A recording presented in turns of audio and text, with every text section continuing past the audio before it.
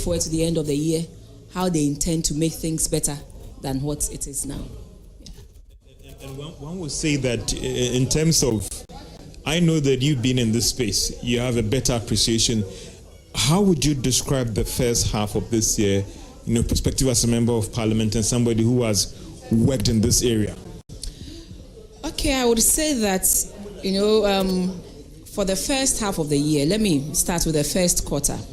There were policies that we implemented, or measures that we put in place in the whole of 2024 that saw its bear some fruits in the first quarter of 2025, and that saw our inflation numbers coming down.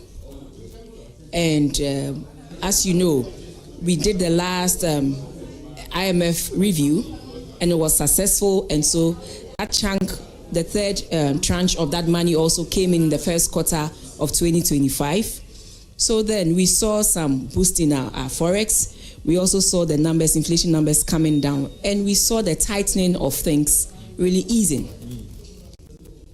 And March 2025, government came to scrap the e-levy, but not too long after that, government brought in something that was substantially higher, way higher than the e-levy, which is the doomsday levy. And so today, what we expect to see is how the revenue numbers have fared, given all the measures that they put in place in March. Also, we want to see how they have utilized the expenditures. But clearly, one thing runs through, from the questions the ministers come to answer consistently, especially the road minister, there is lack of funds to pay contractors. So yes, government is doing well on the payment of salaries. Government is constantly paying salaries. But as to some of the activities that will turn around the economy, we don't see government in that space. That has to do with contractor payments, especially with roads. Also, we have also noticed that infrastructure projects across the constituency have all come to a halt because they are not paying contractors. So what we want to see is how government, moving forward, is going to make those payments to turn around, to bring in more economic activities around. And one other thing that is of major interest to our people, and especially traders, has to do with acquisition of forex.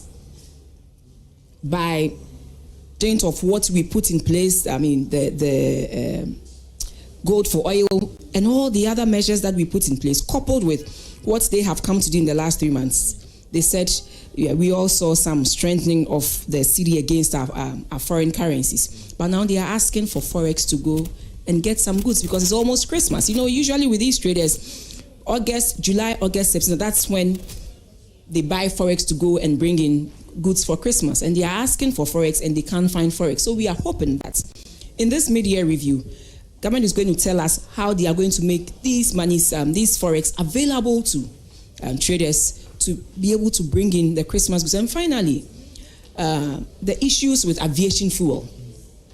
This morning, I know someone who was supposed to travel to Kumasi, but the flight was cancelled because of lack of aviation fuel. Quickly, we expect government to tell us the way forward on this. Otherwise, it will disrupt a lot of economic activities that will also affect the economy. So we are looking forward to how the numbers are fed, the expenditure. They should tell us exactly what they are using all the revenues they are raising for, and moving forward, how they are going to address the issue of contractor payments and other infrastructure. You talked about the Q1 and what you did and how things are stabilizing. Let's talk about the IMF program.